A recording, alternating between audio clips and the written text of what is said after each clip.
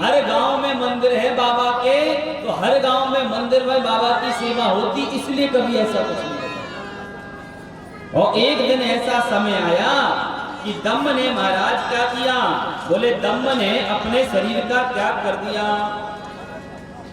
और जैसे ही इन्होंने अपने शरीर का त्याग किया, परमात्मा की कृपा से अलकापुरी के स्वामी हो गए और नाम रखा गया इनका भैया वैश्रवण। समझिएगा कथा को, बड़ी लंबी कथा चलती आ रही है। ये कौन है जो वैश्रवण बन गए? यज्ञदत्त के पुत्र गुणनिधि।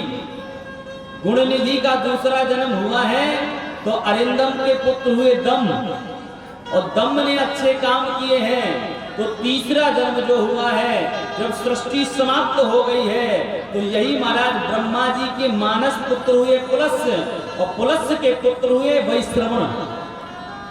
ये वैश्रवण है।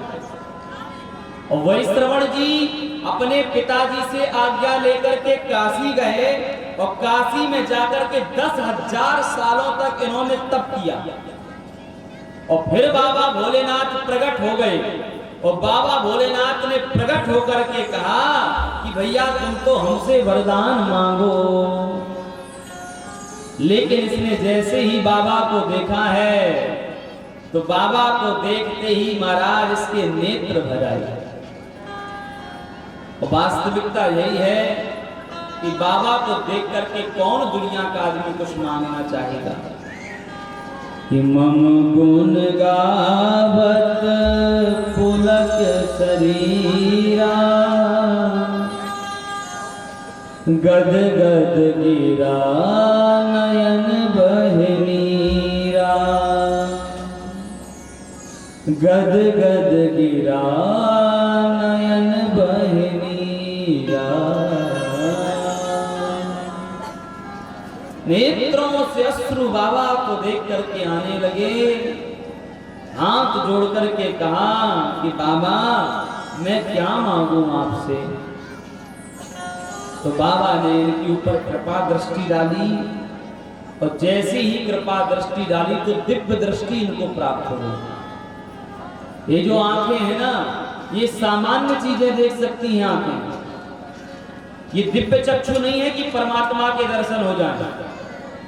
जब परमात्मा महाराज दिव्य चक्षु देते हैं, तब कहीं जाकर इन नेत्रों से परमात्मा के दर्शन होते हैं। लेकिन जैसे ही इसको दिव्य चक्षु मिले, तो ये गौरा जी को महाराज देखने लगा कि शंभो समीपिका योसी देसा सर्वांग सुंदरी। ये मन में विचार करता है कि ये कौन सुंदर स्त्री महाराज बाबा के बाजू में बैठी है। ये कौन है जो बाबा के महाराज बाजू में बैठी इतनी सुंदर स्त्री, ये कौन है? कि अनया ही तपस्तप्तो ममापि तपसोऽधिकम्। कि मैंने तो 10,000 सालों तक जब किया, तब कहीं जाकर के मुझे एक बार बाबा का दर्शन हुआ। इस देवी ने कितना जप किया होगा, तप किया होगा, समाधि में बैठी होगी, जो आज ये बाबा के बाजू में बैठ गई है। ये तप संपत्ति की चर्चा करने लगा कि अनया किम तपस्तप्तम ममापि तपसोऽधिकम्। गौरा जी ने देखा कि ये हमको बहुत टुकुर टुकुर देख रहा है। गौरा जी को लगा कि इसकी दृष्टि ठीक नहीं है क्या, तो गौरा जी ने महाराज श्राप दे दिया। श्राप दे दिया कि तुम्हारी एक आंख फूट जावे। और शंकर जी से कहते बताओ तुम्हारा कैसा चेला है, हमको कैसे देख रहा है। तो शंकर जी ने कहा अरे गौरा जी आप नाराज ना होइए, ये सामान्य चेला नहीं है। अगर हमारा चेला है तो ये आपका भी चेला है। कैसा है? बोले ये आपकी तप संपत्ति के बारे में विचार कर रहा है कि मैं 10,000 सालों तक जप किया तो मुझे बाबा का एक बार दर्शन हुआ, और न जाने देवी कितने 1000 सालों तक जप और तप करी होगी जब जाके बाजू में बैठी। तो गौरा जी को लगा अरे मैंने तो इसको व्यर्थ में महाराज श्राप दे दिया, ये तो वरदान देने लायक था। तो गौरा जी को भी बड़ा प्रेम से नहीं आया, तो गौरा जी ने क्या किया कि वरान ददामि ते वत्स तपसा नेन तोषिता। बोले बालक हम तेरे ऊपर बड़े प्रसन्न हैं, तू क्या बताएं, तुझे हमने श्राप दे दिया, अब हम क्या करें। बोले वरदान देने वाले। बोले क्या वरदान है कि निधि नामत नाथस्त्वं गुहे कानां भवनेश्वर। लिखा है इसमें कि निधि नामत नाथस्त्वं, निधि मतलब धन, नाथस्त्वं बोले जितने ये देवता हैं अगर इनको कभी आवश्यकता पड़ेगी धन की तो हम तुमको धनाध्यक्ष बनाए देते हैं। आज से हे वैश्रवण जी आपको दुनिया अगर कुछ आवश्यकता पड़ेगी तो आपसे धन मांगेगी, आपका नाम कुबेर हो जाएगा। ये हम आपको वरदान देते हैं। शंकर भगवान ने कहा देवी तुमने वरदान दे दिया इसको। बोले अब हम भी इसको वरदान देते हैं। बोले क्या वरदान दोगे। बोले भैया अब आज से हम इसको अपना मित्र बना लेते हैं। तो भगवान शंकर ने कुबेर को वैश्रवण को महाराज अपना मित्र बनाया। उसी दिन तिथि थी 13, तो भगवती ने वरदान दे दिया उसी तिथि को। बोले तुम आज से सामान्य तिथि नहीं हो, आज से तुम्हारा नाम धनतेरस के रूप में जाना जाएगा। और दुनिया का आदमी हमारे इस वैश्रवण का स्मरण करेगा और इनका नाम लेगा तो उसके घर में महाराज बहुत धन आएगा। इसीलिए तो अपन लोग क्या करते, कुबेर जी को लाते हैं ना और उनका महाराज पूजन करते हैं कि ओम कुबेराय नमः। इसीलिए कहते हैं ना, ऐसा यहाँ पर वरदान दिया है। भगवान ने मित्र बनाया कि मया सख्यम च ते नित्यं वत्सयामि तवान्तिके। और मित्र बना करके कहा बोले बताओ क्या चाहते हो। अच्छा आपको मैं बता दूं ये दुनिया जैसे मित्र नहीं बनाए हैं बाबा।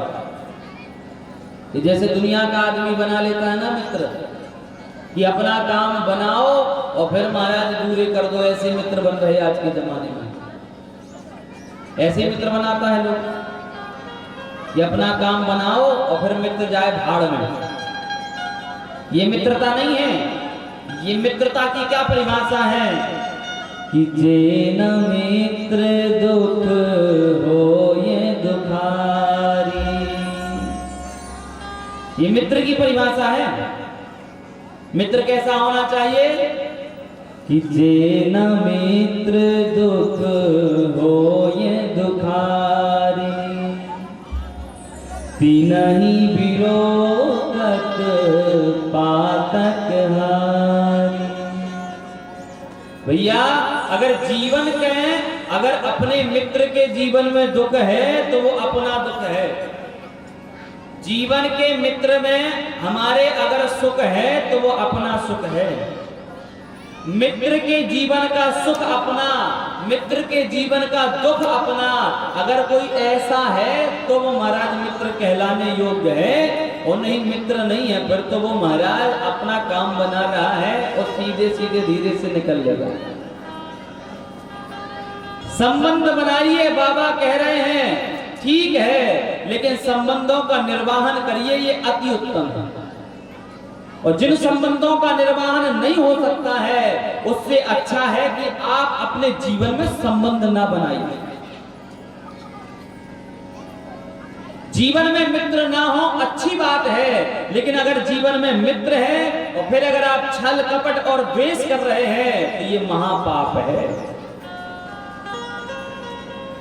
जीवन का सूत्र होना चाहिए कि जीवन में मित्र के जीवन का सुख हमारा है, मित्र के जीवन का दुख हमारा है, तभी मित्रता की परिभाषा परिपक्व होगी। तभी तो आज दुनिया में महाराज कृष्ण और सुदामा की मित्रता का महाराज उदाहरण दिया जाता है। तभी तो राम और सुग्रीव की मित्रता का उदाहरण दिया जाता है। तभी तो शंकर भगवान और वैश्रवण कुबेर की मित्रता का उदाहरण दिया जाता है। बोले हमने आपको मित्र बना लिया। बोले बाबा आपने हमको मित्र बनाया है तो एक निवेदन है।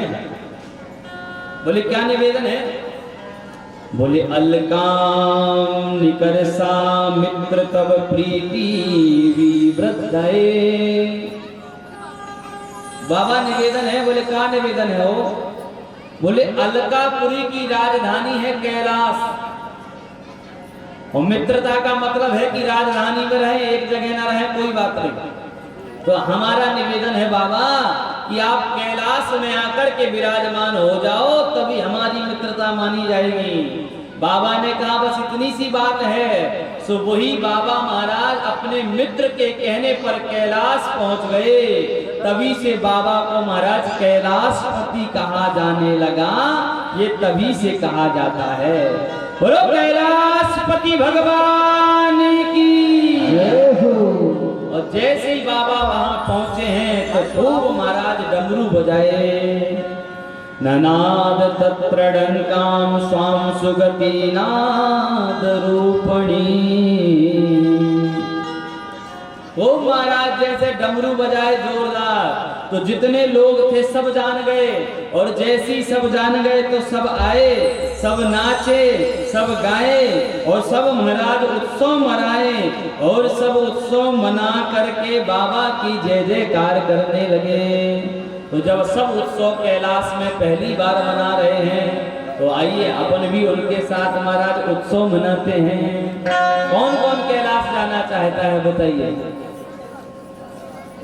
कुछ लोग हाथ नहीं उठा रहे, पड़ोसी से काम चल जाएगा।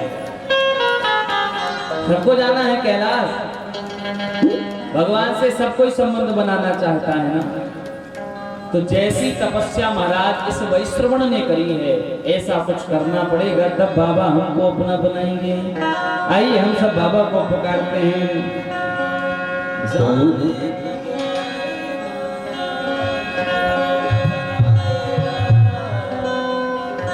आइए शंकर भगवान की जय। बाबा से निवेदन करें सभी से।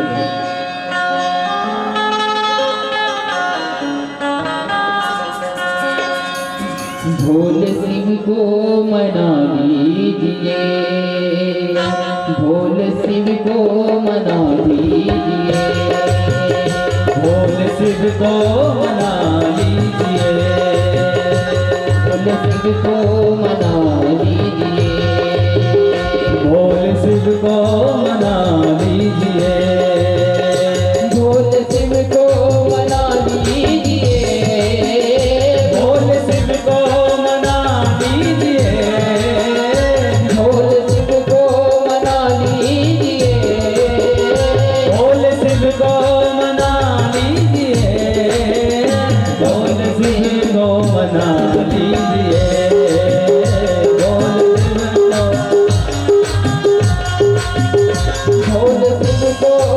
लीजिए, भोले शिव को मना लीजिए, भोले शिव को मना लीजिए, भोले शिव को मना लीजिए, भोले शिव को मना लीजिए, भोले शिव को मना लीजिए, भोले शिव को मना लीजिए।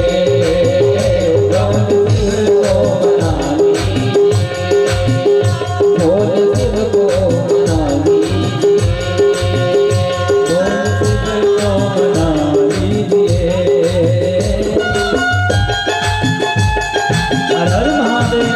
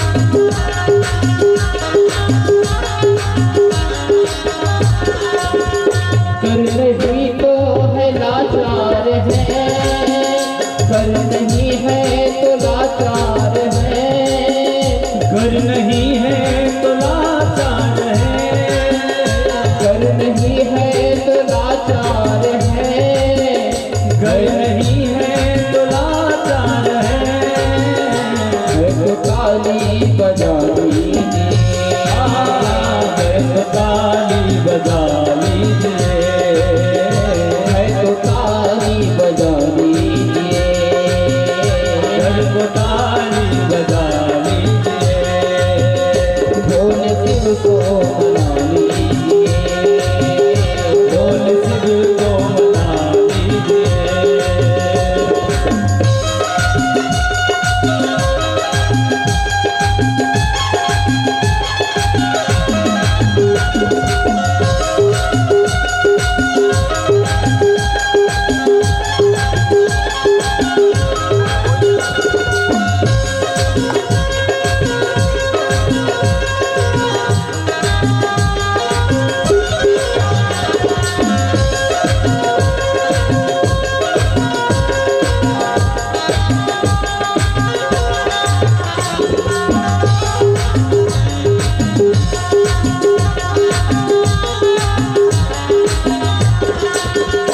भक्त बनने से खुद को मिला दो, भक्त बनने से जो कुछ मिला दो, भक्त बनने से जो कुछ मिला दूसरों को बता दीजिए, दूसरों को बता दीजिए।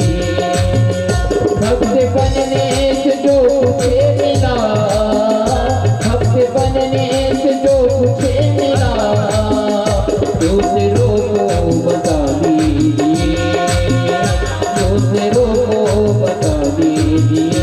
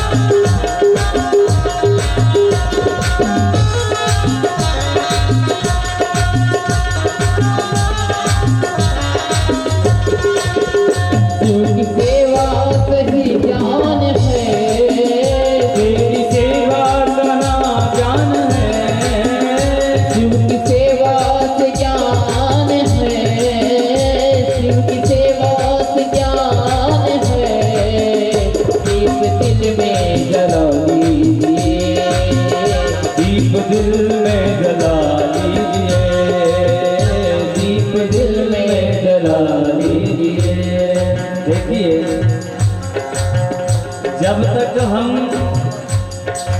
बिके ना थे कोई पूछता ना था, जब तक हम बाबा के ना हुए थे कोई पूछता ना था, बाबा ने अपना बना लिया तो हम सबको अनमोल बना दिया। जो बाबा के हो जाते हैं ना तो दुनिया कहते हैं कि ये तो खोटे हैं, तो भैया वो खोटे सिक्के भी खड़े हो जाते हैं। एक नजर आपने देख ली, एक नजर आपने देख ली, एक नजर आपने देख ली, एक नजर आपने देख ली, एक नजर आपने देख ली, एक नजर आपने देख ली, एक नजर आपने देख ली, एक नजर आपने देख ली। और जब एक नजर भगवान ने देख ली तो क्या हो गया? बोले एक नजर आपने देख ली तो क्या हो गया? बोले होठ सी के खरे हो गए, होठ सी के खरे हो गए, होठ सी के खरे हो गए, होठ सी के खरे हो गए। एक नजर आपने देख ली, एक नजर आपने देख ली, एक नजर आपने देख ली, एक नजर आपने देख ली,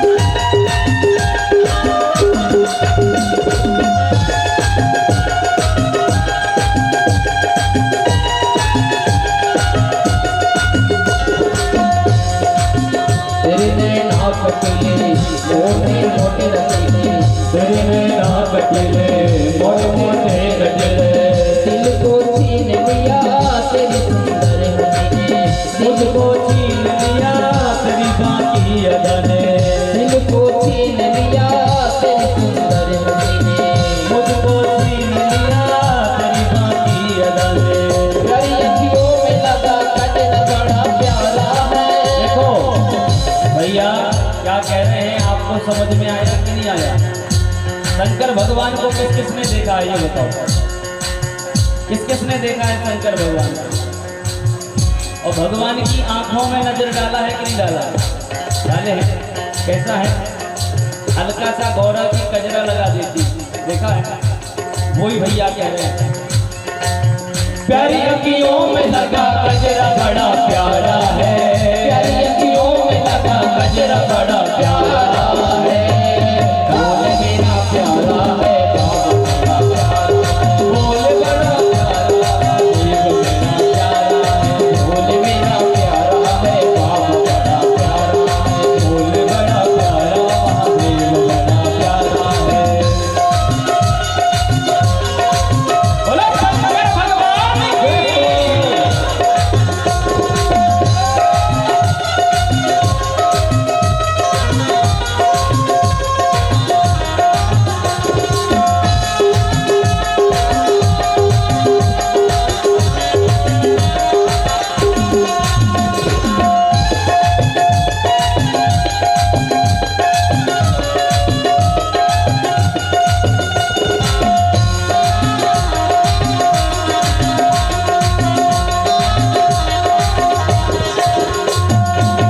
तूने जो लूट लिया जिगर घायल है किया, तूने जो लूट लिया जिगर घायल है किया, तेरे प्यारे अदा ने मुझे बेदर्द दिया, तेरी प्यारी अदा ने मुझे बेचैन दिया, मेरे सीने में तेरा दर्द बड़ा प्यारा है, मेरे सीने में तेरा दर्द बड़ा प्यारा है, सबको मेरा प्यारा है बाबा बड़ा प्यारा है, बोल बड़ा प्यारा मेरा बाबा बड़ा प्यारा है, बोल बड़ा प्यारा है शंभू बड़ा प्यारा है, बोल बड़ा प्यारा मेरा बाबा बड़ा प्यारा है, मेरे सरकार का दीदार बड़ा प्यारा है, मेरे सरकार का दीदार बड़ा प्यारा है, बोल मेरा प्यारा है बाबा बड़ा प्यारा, बोल मेरा प्यारा है बाबा बड़ा प्यारा, बोल मेरा प्यारा है बाबा बड़ा प्यारा, बोल मेरा प्यारा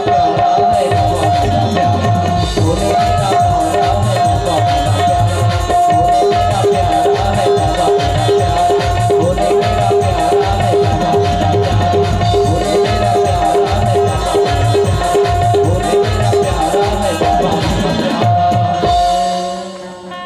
बोलो भक्त वत्सल भगवान की जय हो। अब बैठ जाइए सब लोग, एक बार प्रेम से करिए हर हर हर हर। ये चक्री सी घूम रही है, किसी को दिक्कत तो नहीं है? नहीं, आदमी का दिमाग चक्री से घूमने लगे हैं? तो गुण निधि जी दम्म बने और दम्म से वैश्रवण बने और वैश्रवण से 10,000 वर्षों तक जप किया तप किया और बाबा के मित्र बने और बाबा से कहा कि आप काशीवासी हैं ठीक है, लेकिन कैलाशपति बन जाइए, तो कैलाशपति बन गए। एक नजर बाबा की पड़ गई तो आज दुनिया में महाराज ग्रंथों में उनका नाम आ गया। इसीलिए कहा जाता है कि दुनिया में जो सिक्का कहीं ना चले वो भगवान के दर में चल जाता है। एक नजर परमात्मा देख लेते हैं ना, तो दुनिया की नजर महाराज उसके ऊपर पड़ने लग जाती है। बोले महाराज जी ये तो ठीक है, पर हमने श्रवण किया है, बोलो भक्त वत्सल भगवान की जय हो।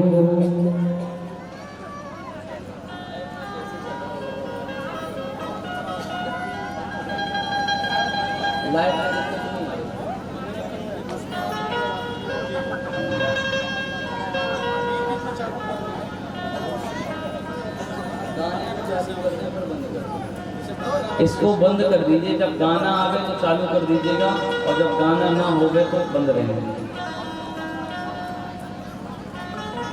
एक नजर आपने देख ली एक नजर आपने देख ली,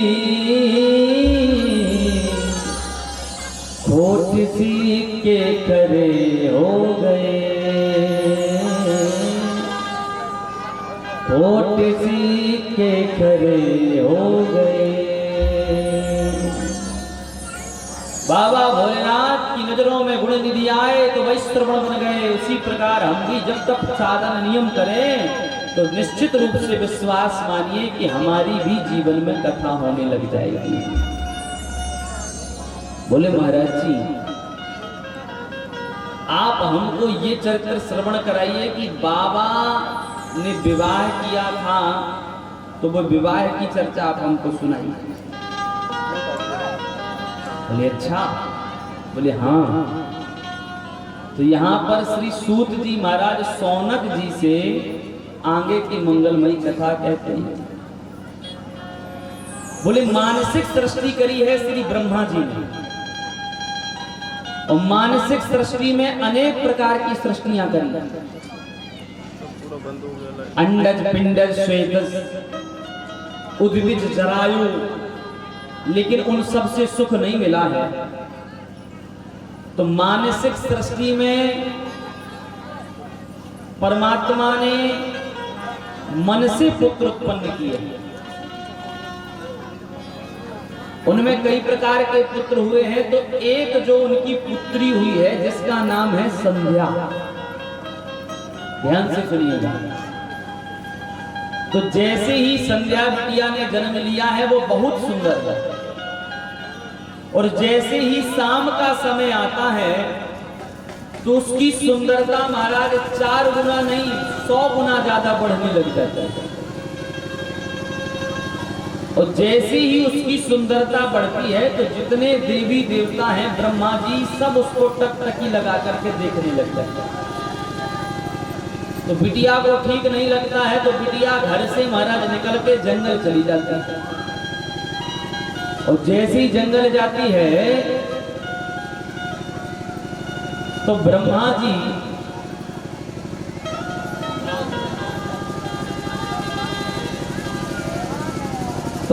जी वशिष्ठ जी से कहते हैं कि वशिष्ठ जी, हमारी एक बिटिया है जिसका नाम है संध्या, तुम जाकर के उसको समझाओ वो ठीक से नियम करे, भगवत प्राप्ति कर ले।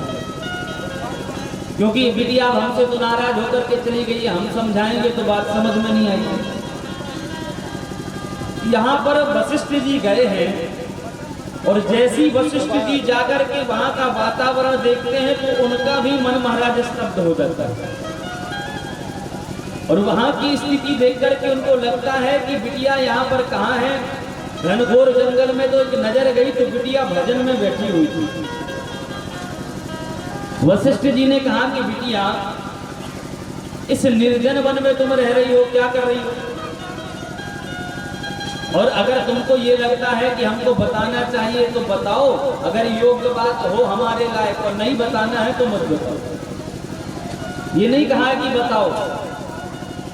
तो यहाँ पर संध्या बिटिया ने वशिष्ठ जी को हाथ जोड़ करके कहा, बोले महाराज जी, मैं यहाँ भगवत प्राप्ति करने के लिए आई हूँ, अगर कोई उपाय आप जानते हो तो आप हमको उपाय बताओ।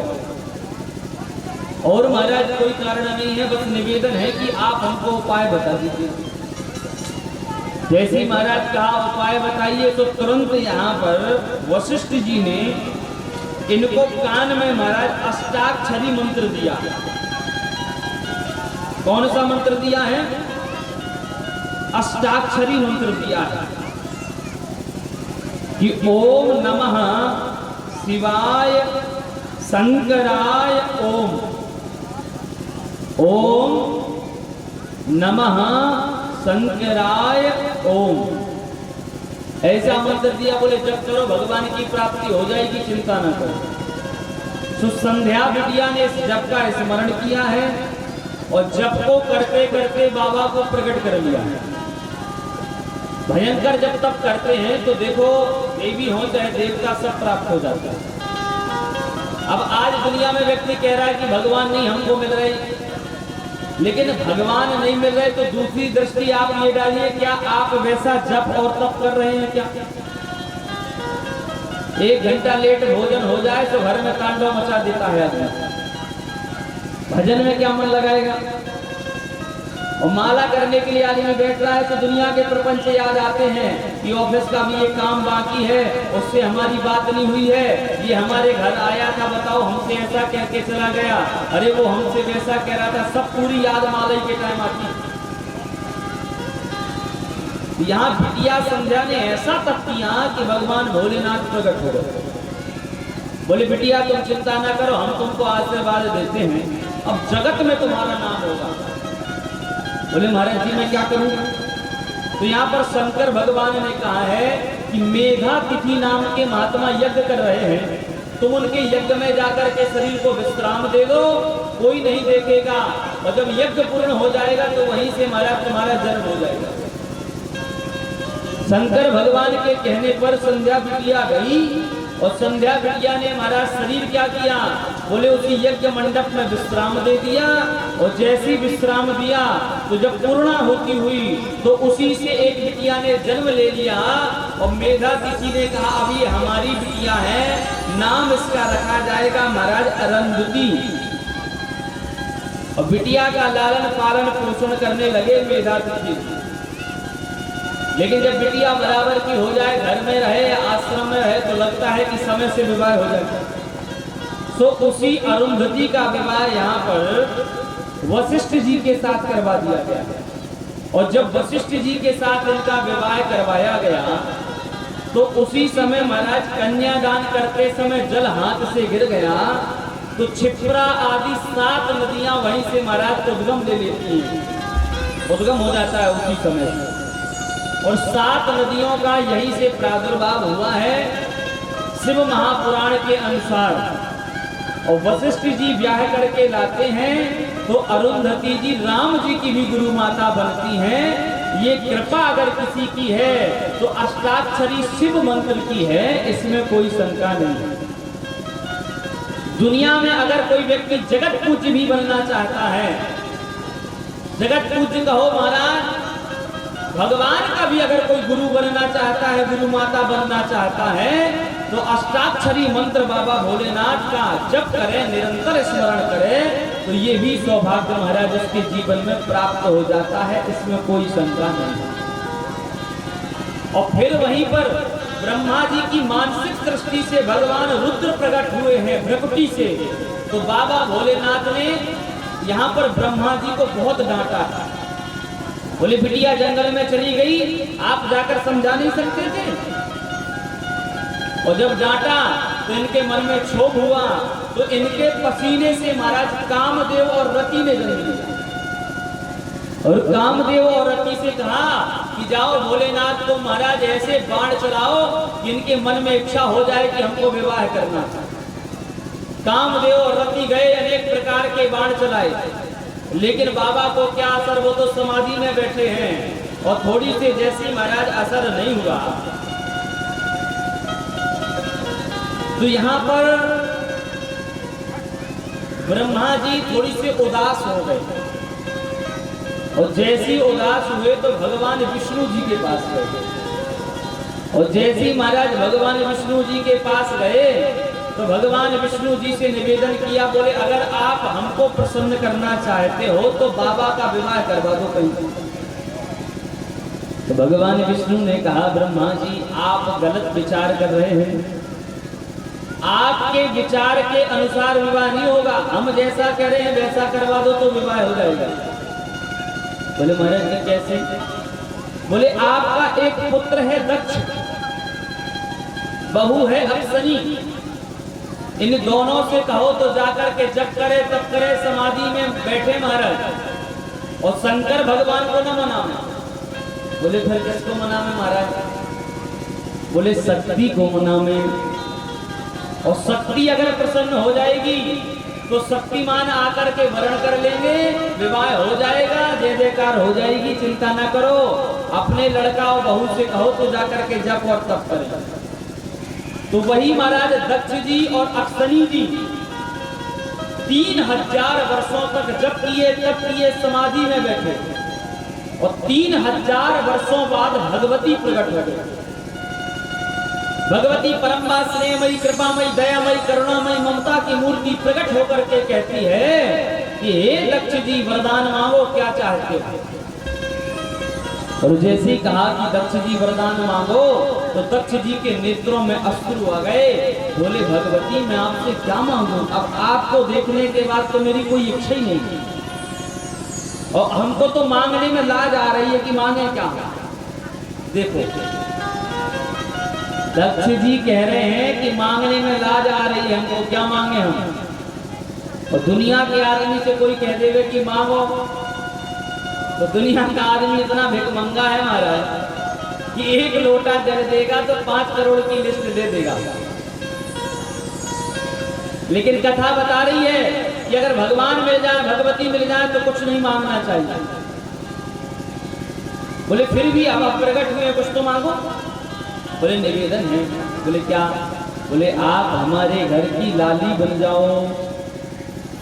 निवेदन किया तो भगवती ने कहा हम बन जाएंगे लेकिन एक शर्त है। बोले क्या शर्त है। बोले जिस दिन आप हमारा अपमान कर दोगे उस दिन महाराज हम आपके घर का त्याग करके चले जाएंगे। राजा दक्ष अक्सरी रोकर के कहते हैं कि जिस दिन हमारा महाराज कर्म के द्वारा, वाणी के द्वारा, स्वभाव के द्वारा आपको महाराज हम अप्रसन्न कर दें, अपराध कर दें में, उस दिन हमारे प्राण निकल जाएंगे। भगवती कहती है स्पष्ट रूप से, बोले जिस दिन हमारा अपमान हो गया हम आपके घर को छोड़ करके चले जाएंगे। ये तो कथा है, सब जानते हैं। सूत्र और सिद्धांत यहां पर देखिए। एक कथा के साथ जीवन के सिद्धांत पर भी हमें दृष्टि डालनी चाहिए। आज समाज में व्यक्ति महाराज क्या कर रहा है। बोले भेदभाव करता है। यहां पर क्या कहा है, भगवती ने ये कहा है कि जहां पर मेरा अपमान हो जाएगा वहां मैं नहीं जाऊंगी। कहने का मतलब है कि जहां बिटिया का अपमान हो रहा है उस घर में भगवती कभी नहीं जाती है। कहने का मतलब ये है जिस घर में बिटिया का सम्मान नहीं है, कन्या का सम्मान नहीं है, भगवती कहती है कि हम उसके घर में कभी भी नहीं जाते। आज महाराज परस्पर बड़े विचार बदले हैं लोगों के, तो लोग बड़ा भेद मानते हैं। बोले लड़का हुआ है, बोले बहुत अच्छी बात है। बोले बिटिया, तो बोले बिटिया है तो थोड़ी सा मुंह बन जाता है। भाई आप क्या जानो कि वो बिटिया कौन है। अरे वो एक बात बताऊं मैं, अन्यथा ना लीजिएगा। हो सकता है कि लड़का आपकी सेवा करे और ना करे, लेकिन शायद है जो कोई घर ऐसा होवे कि जिसके घर में बिटिया होवे और बिटिया अपने माता पिता का ध्यान ना रखती होवे। शायद हो ऐसा। बिटिया जहाँ जहाँ है, चाहे 100 किलोमीटर दूर होवे, चाहे 2000 किलोमीटर दूर होवे महाराज, वो फोन से बात एक बार कर ही लेती है कि मम्मी तुमने ये दवाई खाई, पापा को दवाई दी कि नहीं दी, है कि नहीं है बताओ। अरे भैया लड़का 1 कुल की शान है, लेकिन बिटिया 2-2 कुलों की शान है। ये हम नहीं कह रहे हैं, ये श्री जनक जी महाराज ने कहा है कि पुत्री पवित्र किए कुल दोऊ। इसीलिए क्या किया जाए। बोले भैया आज जो ये भ्रूण हत्या बढ़ रही है, इस भ्रूण हत्या में महाराज कहीं ना कहीं रोक लाया जाए। महापापी आदमी है वो व्यक्ति जो भ्रूण हत्या में सहयोग कर रहा है। इसीलिए यहाँ पर बिटिया की महिमा बढ़ाने के लिए भगवती ने स्पष्ट कहा है। और उसके बाद महाराज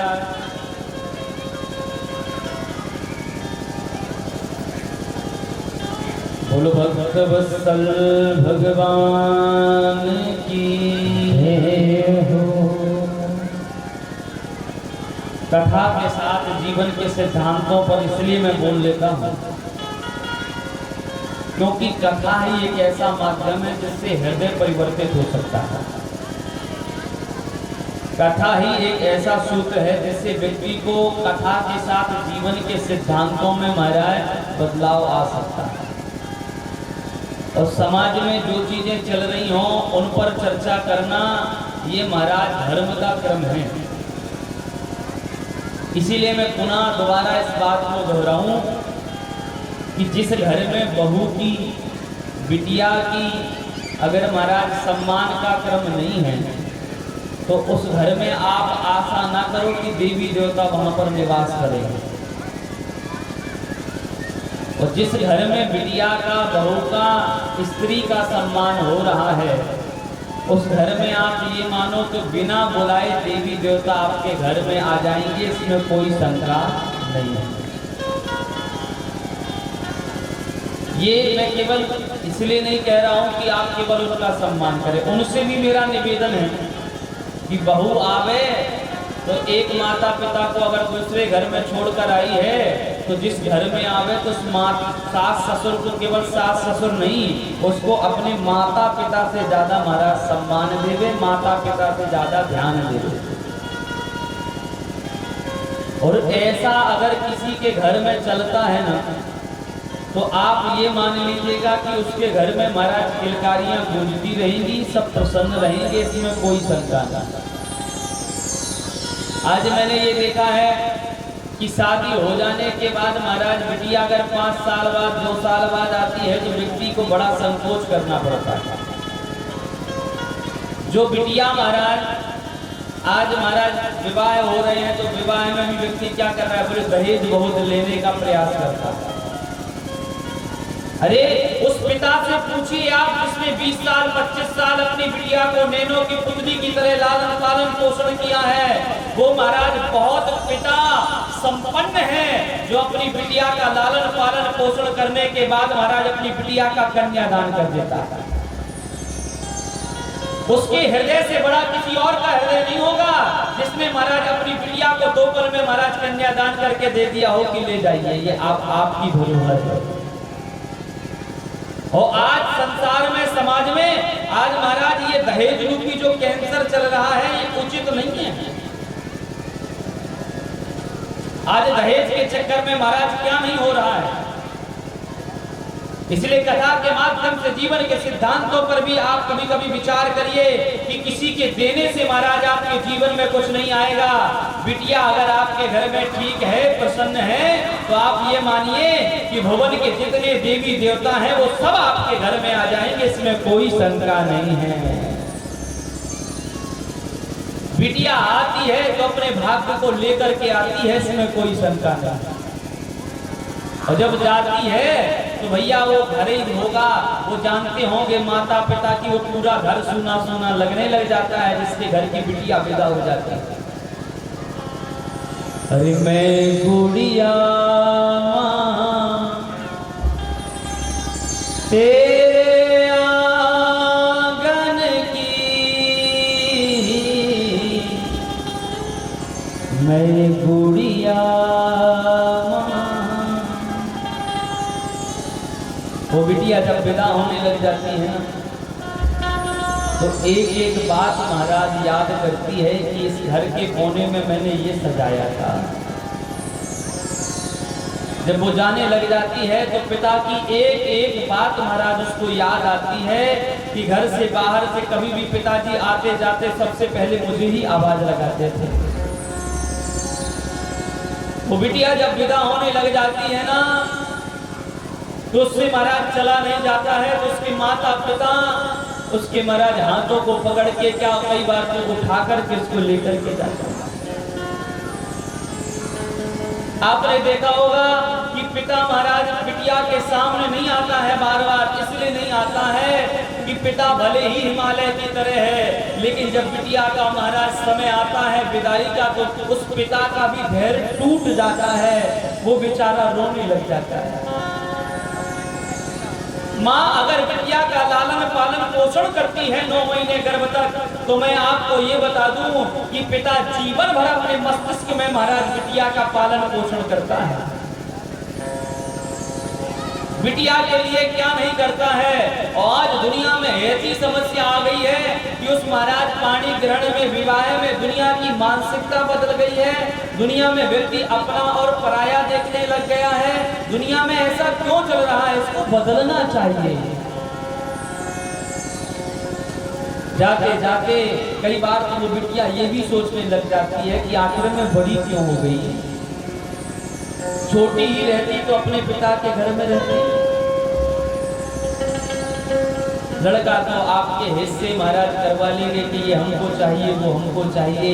बिटिया हिस्सा नहीं कराती है। बिटिया तो यही कहती है कि घर के मेरे माता पिता प्रसन्न रहें, जहाँ रहें जैसी स्थिति में रहें वो प्रसन्न रहें, बस वो तो ये चाहती है। इसीलिए उसका सम्मान हो गया, उसको अपना माना जाए, उसमें अंतर ना माना जाए, उसमें भेद ना माना जाए। और बिटियों से बहू से भी प्रार्थना है कि अपने सास ससुर को सास ससुर नहीं अपने माता पिता से ज़्यादा प्रेम किया जाए। उनके महाराज एक एक शब्दों का बड़ा सम्मान किया जाए। भैया एक बड़ा सुंदर गीत है जो भैया गुनगुनाएंगे। मुझे याद आ गया भैया ने कहा था पापा की निगाहों में ममता की बाहों में, पापा की निगाहों में ममता की बाहों में, कुछ दिन और रहती तो क्या बिगड़ जाता। पापा मैं छोटी थी बड़ी हो गई, पापा मैं छोटी थी बड़ी हो गई क्यों।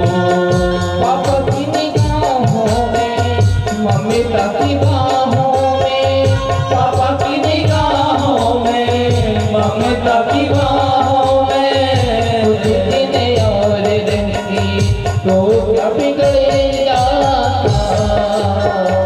पापा मैं छोटी थी बड़ी हो गई, पापा मैं छोटी से बड़ी हो गई क्यों।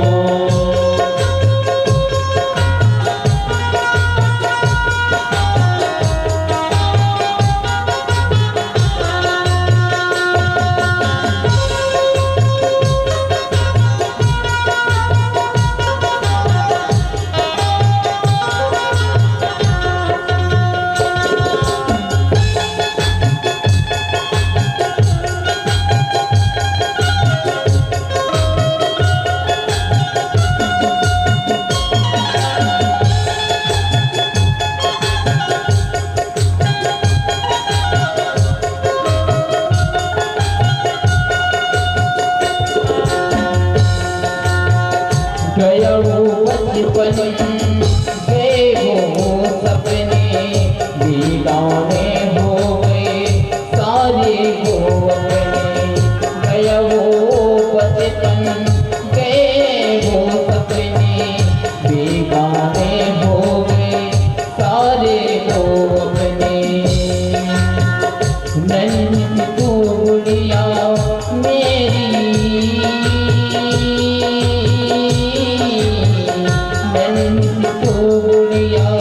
मेरी नन्हा सा वो झूला तेरा, फिर से मनाने का घर से लगाने का, फिर से मनाने का घर से लगाने का। दिन यही और रहते तो क्या बिगड़ जाता। पापा मैं छोटी से बड़ी हो गई क्यों, पापा मैं छोटी से बड़ी हो गई क्यों। पापा की निगाहों में ममता की बाहों में, पापा की निगाहों में ममता की बाहों में, कुछ दिन और रहती तो क्या बिगड़ जाता।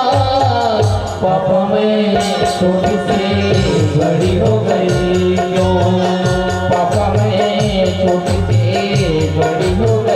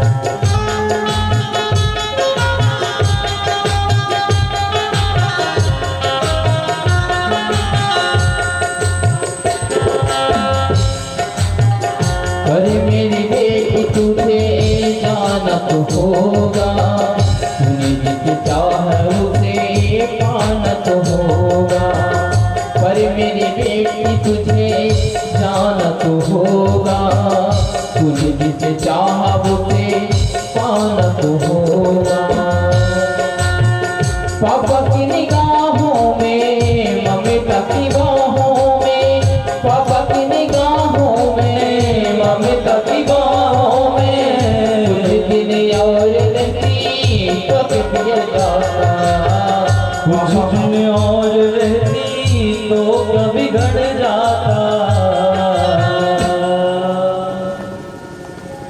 पापा में छोटी से बड़ी क्यों हो गई। जाते जाते ऐसे भाव लेकर के मान लो कन्या विचार भी करती है कई बार। और उसके बाद महाराज जब विद्या जाए तो याद रखना कि दुनिया के जितने भी क्रम हैं वो देखते रहिए, लेकिन ऐसा ना होवे कि उसको भुला दिया जाए कि विवाह कर दिया तो हो गया। भगवान की कृपा से हम जिस आश्रम में रहते हैं सर्वेश्वर नाथ धाम, तो वहाँ पर इस बार कन्या विवाह का संकल्प लिया गया है। ये बात मैं इसलिए कह रहा हूँ क्योंकि मन में ये संकल्प आया था कुछ समय पहले, तो कन्या विवाह का संकल्प लिया था। तो आश्रम में बसंत पंचमी के अवसर में, जहाँ सामर्थ्य नहीं है भगवान की कृपा से वहाँ पर सब लोग आइएगा। आप लोग पवई के पास बिरसिंहपुर है, तो बिरसिंहपुर में कन्या विवाह रखा गया है।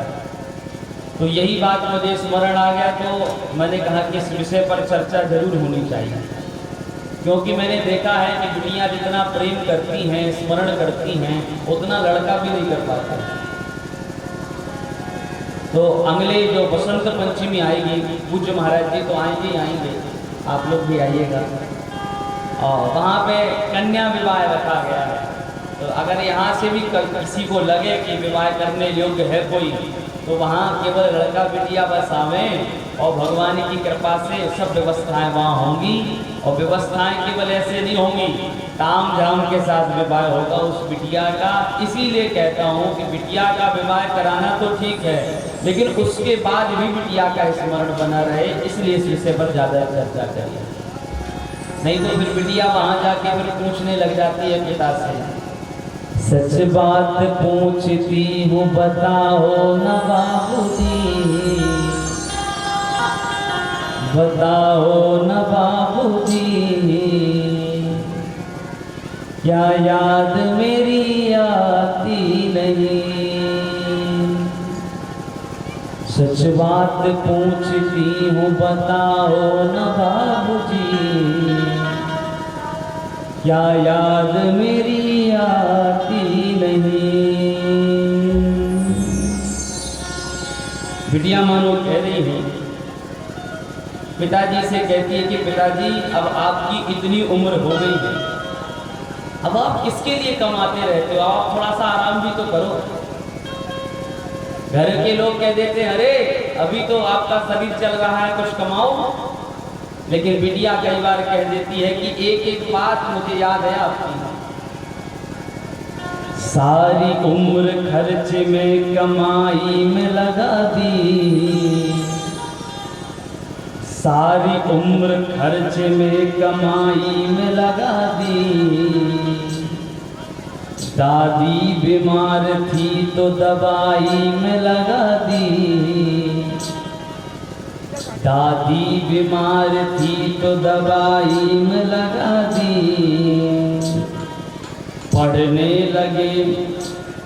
पढ़ने लगे हम सब तो पढ़ाई में लगा दी। बिटिया कह रही है कि जब हम लोग थोड़ी से बड़े हो गए तो चिंता हो गई पिताजी आपको, तो आपने क्या किया, बोले जितनी कमाई बैंक बैलेंस थी अच्छा से अच्छा एजुकेशन प्राप्त करवाने के लिए पूरा धन उसी में लगा दिया। पढ़ने लगे हम सब तो पढ़ाई में लगा दी, बाकी बचा तो मेरी सगाई में लगा दी। अब पढ़ा तो दिया आपने, लेकिन थोड़ा थोड़ा बचा लेते थे आप। तब जब हम बड़े हो गए तो क्या हुआ, बोले आपने विवाह में लगा दिया वो पैसा, बाकी बचा था वो मेरी सगाई में लगा दी। अब किसके लिए इतना कमाते हो बाबूजी, अब क्या बचा, आप किसके लिए इतना सारा आप परेशान रहते हो, अब आप कुछ मत करो, थोड़ी सा आप आराम करो। बोले नहीं बिटिया थोड़ी सा व्यस्त रहता हूँ, तो इसीलिए वो बिटिया कहती है सच बात पूछती हूँ बताओ न बाबूजी, बताओ न बाबूजी, क्या याद मेरी आती नहीं? कैसी परंपरा है ये, कैसा है ये विधान, कैसी परंपरा है ये, कैसा है ये विधान। पापा बता न कौन सा मेरा है ये जहां, आधा यहाँ आधा वहाँ जीवन है अधूरा,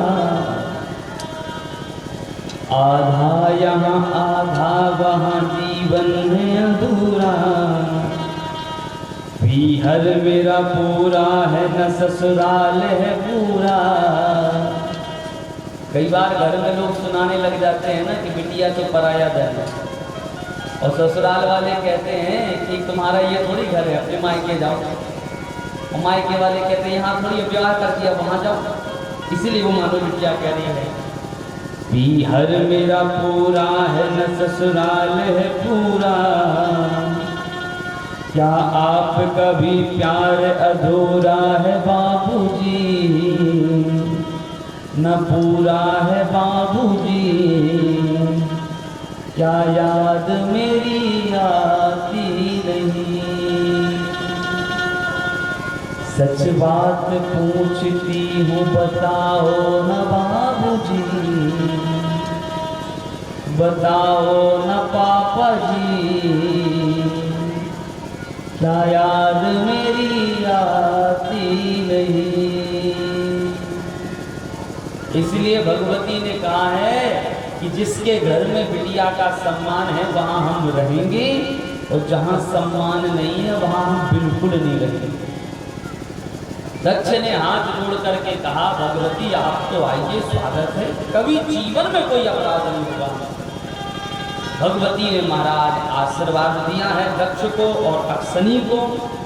और उसके बाद जब ये घर में आए हैं तो दक्ष जी के 10,000 पुत्र हुए। कितने पुत्र हुए हैं? 10,000। उन 10,000 पुत्रों को महाराज नारद जी ने कूट प्रश्नों में फंसा लिया। कूट प्रश्न समझ रहे हैं, जिनका उत्तर ना मिल पावे। नारद जी कहते हैं बेटा ये बताओ, दोनों ओर बहने वाली नदी को तुमने देखा है? लड़के कहते हैं महाराज जी एक ही ओर बहती है नदी, दोनों ओर कहाँ बहती? बोले नहीं नहीं बताओ बताओ, दोनों ओर बहने वाली नदी को तुमने देखा है? बोले नहीं देखा है। बोले अच्छा, ऐसा कौन सा बिल है जिसमें जाने के बाद व्यक्ति नहीं लौट पाता, बताओ। बोले नहीं जानते महाराज जी। बोले पुष्करणी के पति को नाम जानते हो? बोले नहीं जानते महाराज जी। बोले विचित्र भाषा बोलने वाले हंस को जानते हो? बोले नहीं जानते महाराज जी। अब बोले जब तुम इतना ही नहीं जानते तो कुछ नहीं जानते। बोले महाराज जी कैसे जानेंगे? बोले पहले तुम व्रत हो जाओ। तो नारद जी ने महाराज उनको व्रत कर दिया। 10,000 पुत्र, 1,000 पुत्र और जन्म लिए। उनको भी महाराज ये प्रश्न कहा। उन्होंने कहा महाराज उत्तर तो बताओ कि प्रश्न बस करे रहते हो। तो नारद जी ने कहा सुनो, दोनों ओर बहने वाली नदी का नाम है माया। अगर भगवान की माया अगर महाराज लग जाए किसी को तो भगवत प्राप्ति करवा देगी, माया पति को मिलवा देगी। और भगवान की माया अगर किसी को लग जाए संसार में तो महाराज उसका पतन करा देगी। एक तरफ माया कल्याण करवाती है तो दूसरे तरफ महाराज वो माया पतन करवा देती है। इसीलिए माया है जो दोनों तरफ बहने वाली नदी है। बोले महाराज वो क्या है जो जिस बिल में चले जाओ फिर लौट के नहीं आते? बोले वो है वैकुंठ, कैलाश। स्वर्ग जाता है आदमी तो लौट करके आ जाता है, लेकिन भैया वैकुंठ और कैलाश जाता है तो फिर संसार में नहीं आना पड़ता। पुनरपि जन्म पुनरपि मरणम के चक्कर में फिर नहीं पड़ना पड़ता है। इसीलिए उसको कहा। बोले पुष्करणी के पति का नाम? बोले माधव। बोले विचित्र भाषा बोलने वाले? बोले महाराज शास्त्र। बोले जो ये शास्त्र हैं ये विचित्र भाषा बोलते हैं। कई बार हमने देखा है कि लोग महाराज पढ़ते हैं तो अपने हिसाब से अर्थ निकाल लेते हैं। कई बार शास्त्र एक बात को कई प्रकार से कहते हैं। ये ना जाने ये जब कब समझ में आता है जब शास्त्र हम गुरुजनों के चरणों में बैठ करके महाराज आश्रय लेकर के उसको प्राप्त करें तब समझ में आता है। शास्त्र की कई भाषाएं हैं तो शास्त्र की भाषा कब समझ में आती है जब हम गुरु परंपरा से जुड़ करके उसको समझते हैं। जैसे कई बार लोगों ने ये देखा है कि कई लोग बताने लगते हैं बोले महाराज जी शास्त्र में बलि का विधान है लेकिन वो व्यक्ति ठीक से नहीं पढ़ा कि कैसे बलि का विधान है। दुनिया का आदमी अपने स्वार्थ को महाराज पूरा करने के लिए किसी भी चीज की बलि दे रहा है लेकिन शास्त्र में बलि का विधान तब बताया गया है उस समय की बात है जब महाराज अत्यधिक बलि दी जाती थी तो शास्त्र ने महात्माओं ने संतों ने ये कहा कि कहीं नींबू का तो कहीं कद्दू का तो कहीं नारियल का ऐसे विधान अलग अलग बताया है। अब दुनिया में व्यक्ति दोबारा बैठा नहीं है तो शास्त्र समझ में आए नहीं है। तो ऐसे शास्त्र की अनेक भाषाएं होती हैं जिनको महाराज स्पष्ट करने के लिए गुरुजनों के चरणों में बैठना पड़ता है। एक तरफ यहाँ कहा जाता है कि हिंसा करना महापाप है लेकिन कई बार फिर यहाँ भी ये आ जाता है कि धर्म के लिए महाराज चाहे जो करना पड़ जाए व्यक्ति को करना चाहिए। एक तरफ यहाँ पर शास्त्र ये कहता है कि पिता की आज्ञा सर्वोपरि है लेकिन दूसरी तरफ शास्त्र ये कह देता है कि अगर पिता भी है और भगवान के काम में बाधक बनता है तो उसको छोड़ दीजिए। एक तरफ ये भी कहा जाता है कि अपने भाई का साथ भैया मरते दम तक देना चाहिए लेकिन दूसरी तरफ शास्त्र ये भी कह देता है कि जीवन में अगर धर्म का विरोध कर रहा है अपना कोई भी हो तो उसको छोड़ देना चाहिए। लिखा है इसमें कि तजिए ताहि कोटि वैरी सम यद्यपि परम स्नेही। कोई कितना भी आपका स्नेही होवे और महाराज अगर धर्म में शास्त्र में बाधक बन रहा है तो उसको छोड़ देना चाहिए।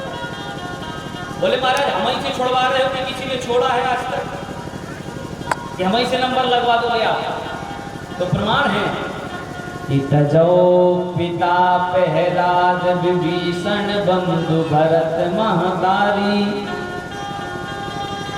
पिताजी कह रहे लड़के से भगवान का नाम हम नहीं लेते हमारा नाम लो। तो प्रहलाद जी ने पिताजी को छोड़ दिया। आज दुनिया में कोई प्रहलाद जी को गलत कहता है क्या? विभीषण जी को रावण कह रहा है तुम तो यहीं रहो तुम्हारे राम हम ही हैं। बोले सरकार गलत कर दिया हम राम की शरण में जाएंगे। तो विभीषण जी अपने भाई को छोड़कर राम जी के पास आए तो क्या राम जी के पास जाने पर विभीषण को कोई गलत कहता है? भरत जी ने अपनी माँ को छोड़ दिया तो कोई गलत कहता है? गोपियों ने भगवान के लिए संसार को छोड़ दिया कोई गलत कहता है? नहीं कहता। तो धर्म की कई गतियां हैं ये तब समझ में आती हैं जब व्यक्ति किसी गुरुजनों के पास बैठ करके सिद्धांत की बातें करे। आज दुनिया में बड़ी विचित्र बात है। दुनिया में आदमी गुरुजी के पास महापुरुष के पास विद्वान के पास बैठता है तो मैंने ये देखा है महाराज आजकल आदमी गुरुजी से बताने लगता है कि महाराज हमने एक गाड़ी और ले ली हमने 5 एकड़ जमीन और ले ली हमारा बड़ा वैभव है। अरे गुरुजी के पास संत के पास बैठिए दुनिया का वैभव नहीं दुनिया बनाने वाले को कैसे प्राप्त करना चाहिए ये सीखने वाली बात हो जाती है।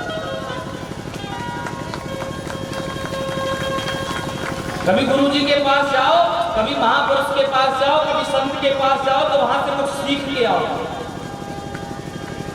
आप किसी संत के पास जाकर के देखिए हजारों लाखों की भीड़ है लेकिन फिर भी वो महात्मा शांत है वो हमको सीखना है। हम घर में 4 आदमी के साथ रह रहे महाराज परेशान हो जाते हैं। अरे क्या करें बड़े परेशान हैं। और संत से सीखिए आप कि हजारों प्रपंच है महाराज लेकिन फिर भी वो एकदम शांत होकर के भगवान का भजन करता है वो सीख के आइए। संत का मंद मंद मुस्कुराना वो सीख करके आइए। संत का 1000 काम होने के बाद भी माला पूरी करना वो सीख करके आइए। संत की नजरों में क्या करुणा है गुरु की नजरों में क्या करुणा है वो सीख करके आइए कि आप बड़े हैं घर में तो आपकी महाराज आंखें कैसी होनी चाहिए ये सीख करके आइए। घर का मुखिया कैसे होना चाहिए 1000 लोगों के बीच में गुरुजन बैठ करके बताते हैं वो चीज हमारे जीवन में अनुकरण में आ जानी चाहिए। ऐसा ना हो कि घर में आओ तो अरे लड़का अलग परेशान करता है, पत्नी के चक्कर में अलग, बिटिया अलग नहीं सुनती, लड़का ये नहीं। वो तो गुरु से सीख के आओ कि 1000 शिष्य आते हैं, लेकिन 1000 शिष्य में भी वो हजारों को महाराज बराबर प्रेम देते हैं। ये गुरु से, ये महात्मा से, ये साधु से, ये संत से ये सीख के आने की जरूरत है। संत के पास, साधु के पास ना जाओ कि महाराज हमने ये कर दिया, महाराज हमने वो कर दिया। अरे कर लिया तो ठीक कर लिया भाई, लेकिन गुरु के पास जाओ तो सीख के आओ कि कुछ जीवन बदल जाए। इसलिए यहाँ पर कहा है अनेक प्रकार से शास्त्र महाराज अनेक प्रकार का वर्णन आता है। ये तभी समझ में आएगा जब हम गुरु चरणों में बैठ करके उसका अनुभव करेंगे। यहाँ पर 1000 पुत्रों को और विरक्त कर दिया। अब तो यहाँ पर दक्ष जी को बड़ा क्रोध आया, मेरे लड़कों को विरक्त कर रहे हैं। महाराज श्राप दे दिया कि अहो साधो साधूनां साधुलिंगेन नस्त्वया असाध्व कार्य भरकाणां भिक्षोर्मार्गः प्रदर्शिताम्। बोले क्या ये भिक्षुकों का मार्ग तुमने हमारे लड़कों को दे दिया, जबरदस्ती में पगला टाइप में बाबा बना दिया तुमने। संसार देखा नहीं, ये क्या बाबा बनेंगे, कल के दिन भटक जाएंगे। भाई जिसने संसार नहीं देखा है उसका भटकने का महाराज क्रम हो सकता है। बोले हम श्राप देते हैं कि आज के बाद तुम कहीं एक जगह नहीं रुकोगे। नारद जी ने कहा अच्छी बात है, जितना घूमेंगे उतने ही चेला बनाएंगे। अरे यहाँ से नारद जी चले हैं और उसके बाद दक्ष और अक्षनी के यहाँ भवन के जितने देवी देवता हैं वो सब सामान्य रूप लेकर के भगवती के स्वागत के लिए महाराज आ गए। चारों तरफ से प्रकृति महाराज मंद मंद मानो सुगंधी, जैसे इत्र का वर्षाव होता है वैसे चारों तरफ से सुगंधी आने लगी। जितने पुष्प थे वो सब खिल गए। भुवन के जितने देवी देवता है वो हाथों में महाराज फूल लेकर, कोई आकाश में खड़ा है, कोई पाताल से आ गया है, पूरा आकाश महाराज खचाखच भरा हुआ है। भगवती परम्बा स्नेहमयी, कृपामयी, दयामयी, ममतामयी, करुणा की मूर्ति अक्षनी के गर्भ में दिव्य तेज जाता है। एक दृष्टि आती है तो सामने दिव्य चमकता हुआ महाराज भगवती का स्वरूप प्रकट हो जाता है। अक्षनी और दक्ष ने दोनों ने हाथ जोड़ करके कहा कि माँ, हमने लाली के रूप में बुलाया था, तुम तो माँ बन के आ गए। कौन कहेगा कि तुम हमारी बिटिया हो?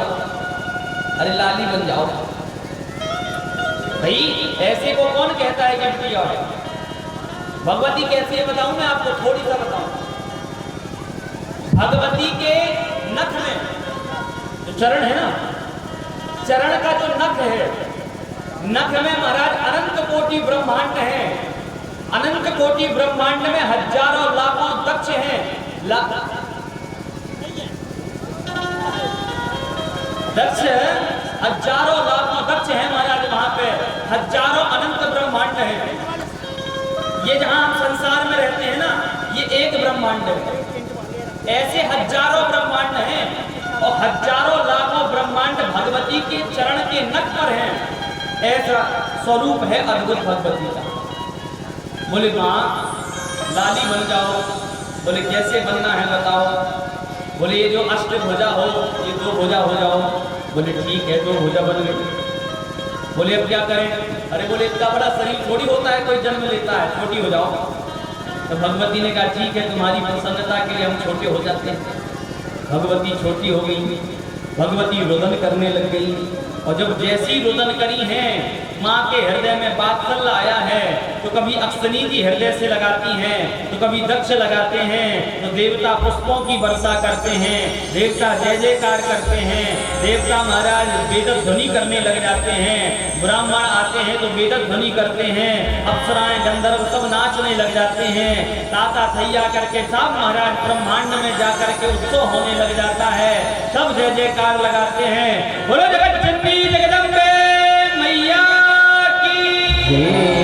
अम्बे मैया की जय करा सिर बलि दबोल साचे दरबारी की। सब नाच रहे, गा रहे, उत्सव मना रहे हैं।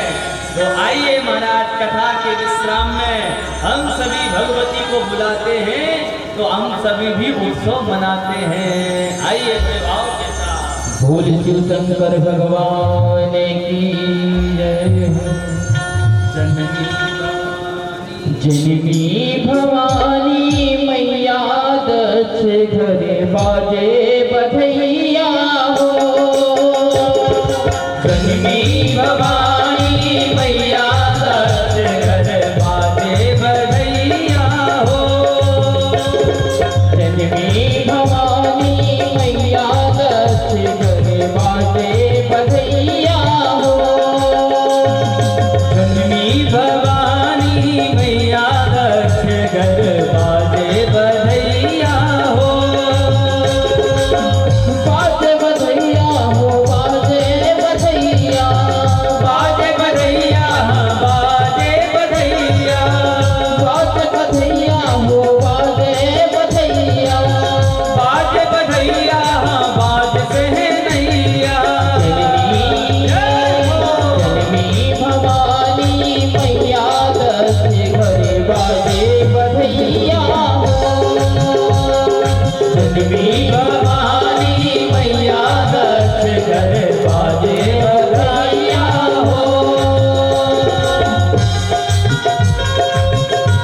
बोलो अम्बे मैया की।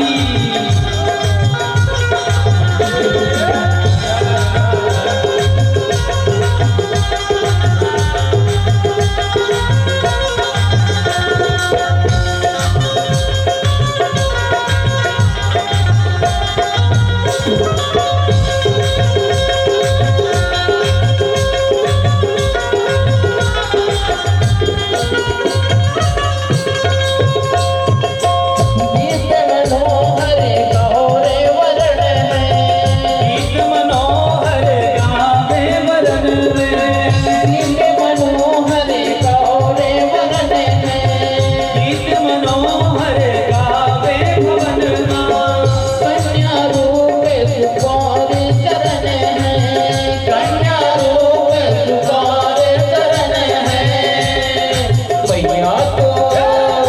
मैया तो रेती बनैया बाजे बधैया हो। जननी भवानी मैया दक्ष घरे बाजे बधैया हो।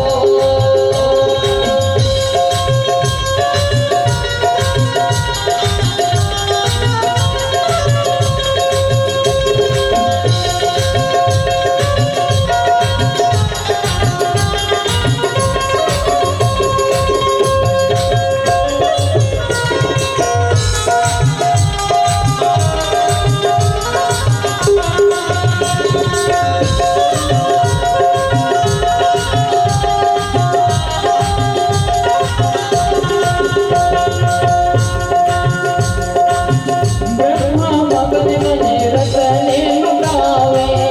ब्रह्मा मगन मन रतने नुगावे। रमा रमापति बने हरिसावे। रमा रमापति बने हरिसावे। नवरत को वीणा बजैया। नवरत को वीणा बजैया। दक्ष घर बाजे बधैया हो। जननी भवानी मैया दक्ष घर बाजे बधैया हो।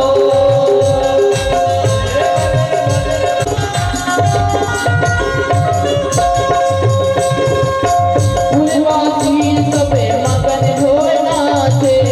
फूलवासी सब मगन होए नाचे। फूलवासी सबे मगन होए नाचे। फूलवासी सब मगन होए नाचे। ऋषि मुनि वे देव फूल बरसावे। ऋषि मुनि वे देव फूल बरसावे। नाचे सब काका थैया दक्ष घर बाजे बधैया हो। गाने हैं मैया दक्ष घर बाजे बधैया हो। बाजे बधैया हो, बाजे बधैया। बाजे बधैया बाज से नैया। बाजे बधैया हो, बाजे बधैया।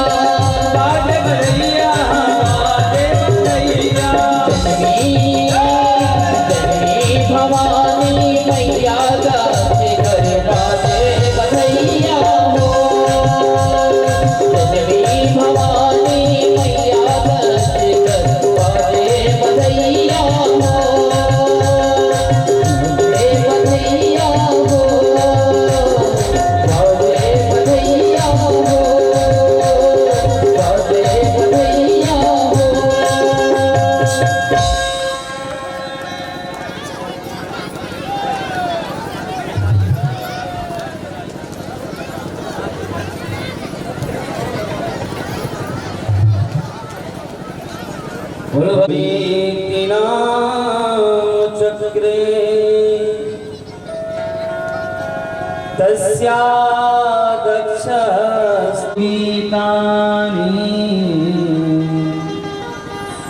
शिवाबाले चितानि सा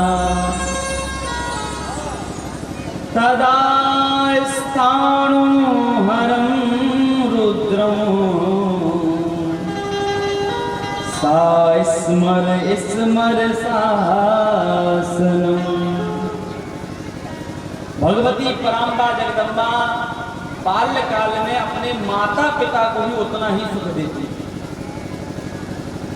कभी माता जी कहती हैं कि बेटा ऐसा करो, तो ये भगवती क्या करती हैं, बोले उस काम के लिए जाती हैं। तो फिर क्या होता है, बोले अक्सरी जी रोक देती है, बोले नहीं नहीं नहीं आप मत जाओ। क्यों ना जाओ, क्योंकि आप बड़ी सुकुमारी हो। कितनी सुकुमारी है सती जी, इतनी सुकुमारी है भैया कि अगर कोई फूल कहते हुए उठाने के लिए, फूल तो बहुत दूर की बात हो गई, फूल की पंखुड़ी भी अगर कोई कहते हुए कि उठाओ, तो अक्सरी जी को लगता है कि हमारी बिटिया के हाथ में कष्ट हो जाएगा। इतनी सुकुमारी बिटिया है। अपनी बिटिया का कैसे ध्यान देती है मालूम है आपको? जैसे ये पलकें आंखों का ध्यान देती हैं, वैसे अक्सरी जी अपनी बिटिया का ध्यान देती है। इतना प्रेम करती है।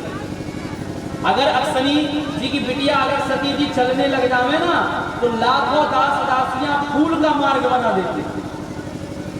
अगर महाराज इशारा कर जावे ना, तो ये मान लीजिए कि लाखों लोग महाराज उस इशारे को देखने के लिए तैयार हो जाते। भुवन के जितने देवी देवता हैं वो सब सेवा में लगे हैं भगवती की। ऐसे महाराज अद्भुत सुख दे रही हैं। तो अब हम ये सोच रहे हैं कि भगवती इतना आनंद माता पिता को दे रही है, तो आज रात भर अपने माता पिता के साथ रहें और खूब सुख देंगे। और कल हम आपको सुनाएंगे कि कैसे शंकर जी मिले और शंकर जी कैसे मिले, और फिर सती जी से विवाह कैसे हुआ, और विवाह होने के बाद सती जी महाराज कैसे फिर छोड़ के चली गई, और फिर सती जी ही कैसे गौरा जी बन के आई, और फिर गौरा जी से कैसे विवाह हुआ, और बाबा फिर दूल्हा बने तो कैसे बने। तो ये हम आपको कल सुनाएंगे। तो कल क्या है कथा में, कल क्या है, ब्याह, क्या है, विवाह। गौरा जी का शंकर जी के साथ विवाह है। और अगर गांव में बुलौआ लग रहा हो भैया, तो हमें तई से बुलौआ दे रहे कि सब जने कल आइयो ब्याह में, तो बुलौआ मान लो। भाई दुनिया का आदमी अपनी बिटिया का लड़का का तो विवाह करता ही करता है, लेकिन यहाँ पर जगत पिता का और जगत माता का कल हम विवाह देखेंगे और विवाह करेंगे। हम सभी सौभाग्यवासी हैं, हम सभी महाराज दुनिया के सबसे संपन्न व्यक्ति हैं, जो जगत जननी जगदम्बा के और भगवान भोलेनाथ के विवाह के साक्षी बनेंगे। तो कल यहाँ पर विवाह का भी बड़ा आनंद आएगा। तो कल सभी विवाह में आइएगा। तो ये बताओ बाराती कौन कौन बन के आएगा? बाराती समझ रहे हो हैं? घराती, कुछ लोग घराती बन के आएंगे। तो बाराती बताओ अच्छा कौन कौन आएगा? बाराती वाले हाथ उठाना जो बाराती बन के आए। यहाँ वाले कौन बाराती बने? बाराती, महाराज जी बाराती। यहाँ ये कह रहे हैं हमको दोनों तरफ के में का लेना देना।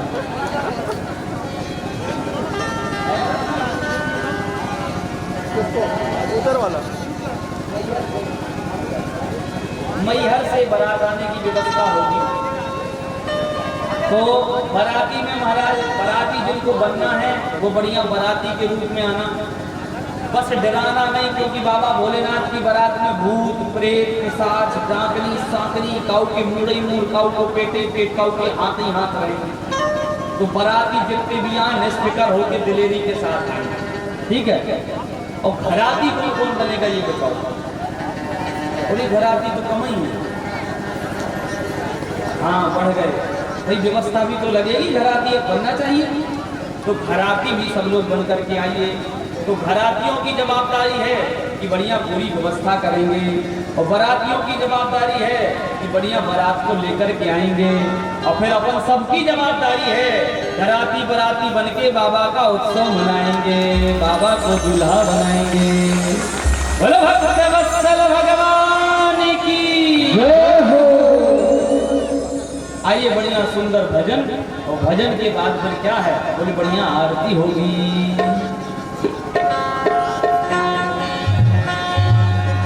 बोले शिव शंकर भगवान की जय।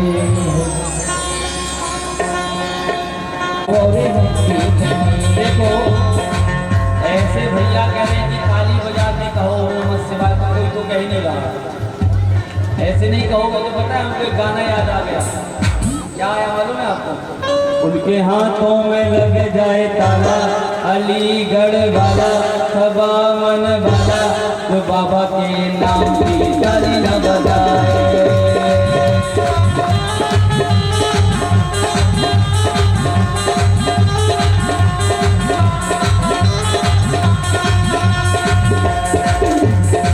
अली बजा के नमः शिवाय, तुम कहो और हम ताली बजा के नमः शिवाय, हम कहो रे नमः शिवाय। बजा के नमः शिवाय, तुम कहो और हम भी कहें। बजा के नमः शिवाय, तुम कहो और हम भी कहें।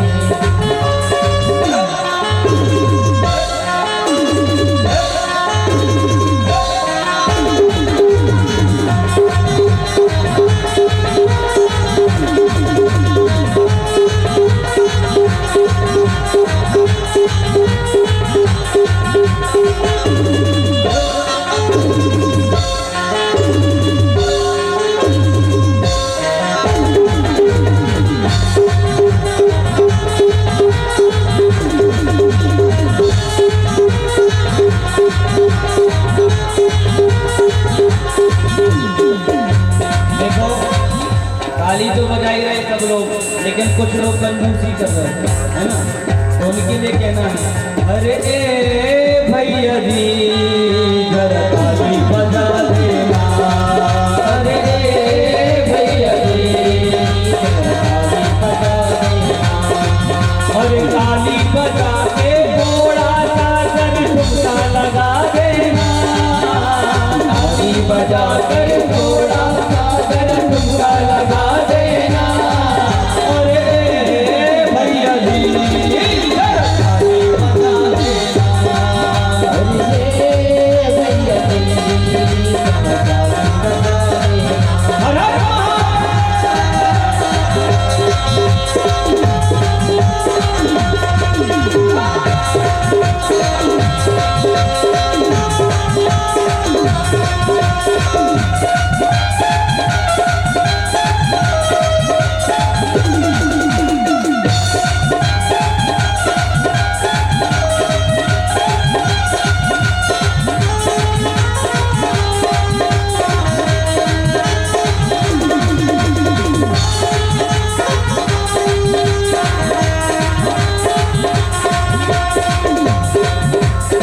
उठाओ दोनों हाथ, और दोनों हाथ उठा करके कहो, बजाओ बजाओ बजाओ बजाओ भोले नाम की ताली, बजाओ भोले नाम की ताली, बजाओ भोले नाम की ताली, बजाओ भोले नाम की ताली।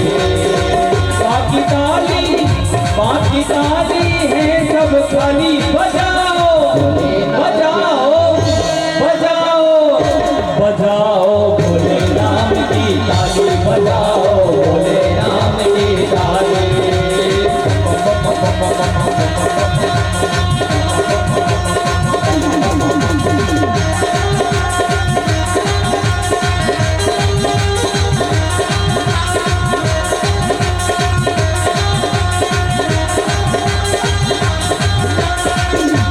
देखो हम नंदी जी भी खड़े हो गए हैं, और आरती में तो सबको खड़ा होनी है।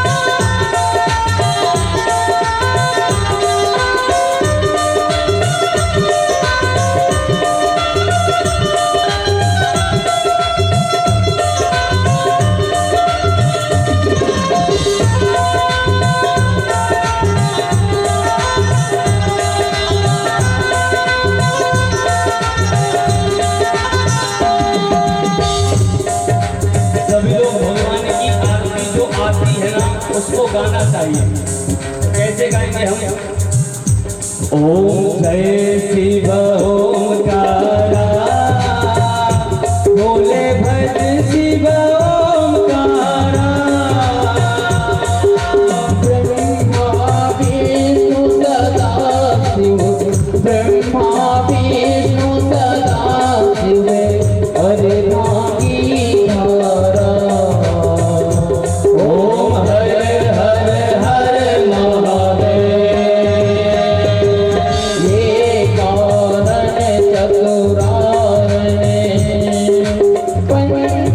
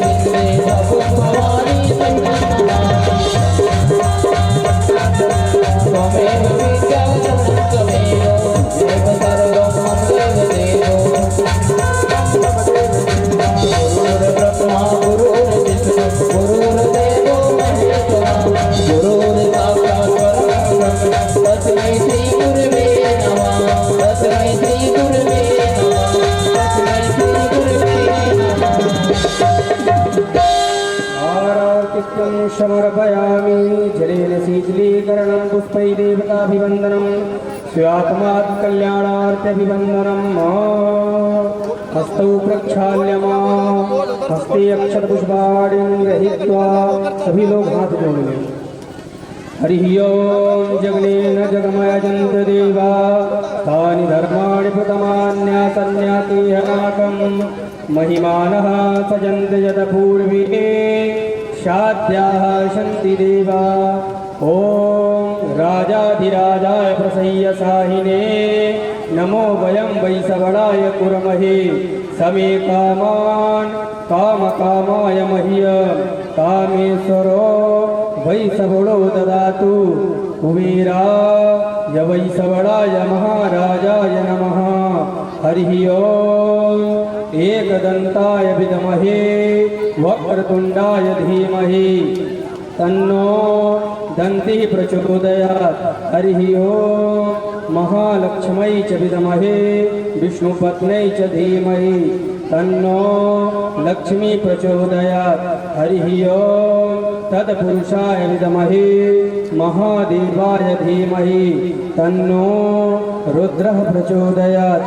हरि ओम हंसंसाय विद्महे परमहंसाय धीमहि तन्नो गुरुवर प्रचोदयात्। सेवन्तिकावकुल चंपक पाटलाब्जै पुन्नागजाति करवी रसाल पुष्पै विलव प्रवाह तुलसी दलमञ्जरीभिस्त्वं पूजयामि शिव शंकर मे प्रसीद। नाना सुगन्धि पुष्पाणि यथा कालोद्भवानि च पुष्पाञ्जलिर्मया दत्तौ गृहाण परमेश्वरः। सुमन सुगंधित सुमन लय सुमन सुभक्ति अपार पुष्पांजलि अर्पण करूं मेरे महादेव करो स्वीकार।